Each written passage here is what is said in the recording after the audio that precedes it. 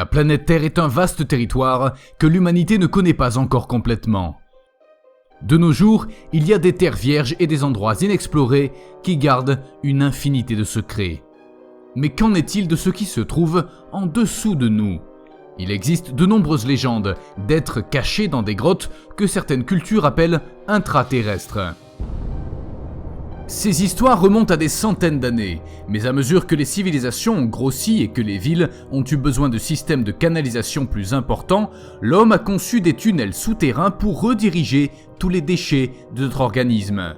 Ces tunnels sont devenus les scènes de nombreuses histoires de créatures et de monstres terrifiants, chacun possédant ses propres caractéristiques que nous allons vous raconter maintenant. Préparez-vous donc, car dans cette vidéo, nous allons passer en revue les monstres qui ont été trouvés sous terre. Des crocodiles mutants à New York. Depuis l'apparition de la bombe atomique, il existe de nombreux mythes selon lesquels les rayonnements provoquent des mutations surhumaines chez les animaux. Cela a donné lieu à une série de légendes sur les égouts de New York, une grande ville avec beaucoup de drains souterrains à travers lesquels les gens peuvent marcher facilement, et cela a donné à croire qu'il y a des bêtes féroces. Les créatures mentionnées dans ces histoires sont principalement liées aux crocodiles, car dans les années 1930, il est devenu populaire d'avoir de petits lézards comme animaux de compagnie, mais une fois adultes, ils ont été jetés dans la cuvette des toilettes. On dit qu'une fois parvenus dans les égouts de la ville, les crocodiles ont survécu en se nourrissant de rats et d'autres petits animaux comme les chats et certains chiens. Aussi, les histoires ont été nourries par les employés nettoyant les toilettes de New York, assurant qu'ils voyaient parfois des crocodiles albinos grâce à l'absence de lumière. Bien que cela semble n'être qu'une légende urbaine, tout a changé le 22 juillet 2013, lorsqu'un crocodile vivant d'environ 8 mètres de long a été trouvé dans un égout près de Central Park.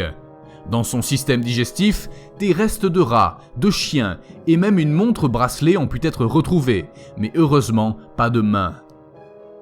Des humanoïdes dans les égouts. L'histoire ci-dessus est plus normale que la suivante, puisque les crocodiles dans les égouts ont une raison claire d'y être. Mais qu'en est-il des humanoïdes dans les égouts ? Sur ce sujet, il y a plusieurs cas. Le premier en 2008 au sud d'Eastbourne en Angleterre, où des employés du traitement de l'eau ont affirmé aux médias qu'ils avaient été pourchassés par une étrange figure humanoïde, qui les a persécutés d'une manière menaçante.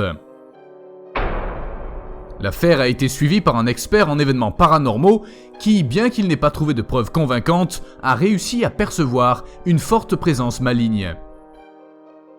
Le deuxième cas très similaire a été observé sur le sol américain, précisément le 5 mars 1981, lorsqu'est paru dans la presse écrite de Pennsylvanie un article qui parlait d'une créature humanoïde d'au moins 4 mètres de haut, moitié humaine et moitié dinosaure, qui a été vue sortir d'un égout à New Kensington en Pennsylvanie. D'après ce texte, un groupe de jeunes s'est mis à poursuivre la créature, réussissant à tenir la queue, mais après avoir entendu un cri déchirant, ils l'ont laissé partir. Un autre événement similaire, bien que non lié aux égouts, a été celui de Dixonville en Pennsylvanie même, où des mineurs ont été retrouvés morts en 1944, apparemment attaqués par une créature étrange.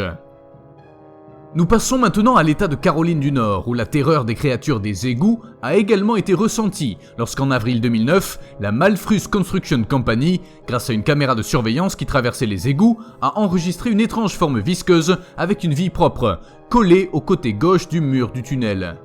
La créature, surnommée The Cameron Village Sewer Blob, n'a toujours pas d'explication. Certains ont assuré qu'il s'agit d'une colonie de bryozoaires, mais d'autres experts comme le Dr Timothy S. Wood ont mentionné que la créature est une colonie de vers tubifex, même si aucune de ces théories n'est concluante, car on pense qu'il s'agit d'un organisme complet et non seulement d'une masse de vers. Des araignées géantes à Tokyo. Au cours des années 1970, ces araignées géantes de Tokyo ont été vues dans des tunnels d'égouts par des employés des services publics. Au-delà de la présence de ces énormes insectes, la peur a grandi avec la découverte d'une immense toile d'araignée qui recouvrait tout le lieu, mais sans trouver les auteurs de cette toile. Notre vie à la surface semble banale, quotidienne et superflue, mais tout change lorsque nous passons en dessous des villes, dans les tunnels où ces créatures monstrueuses ont été trouvées.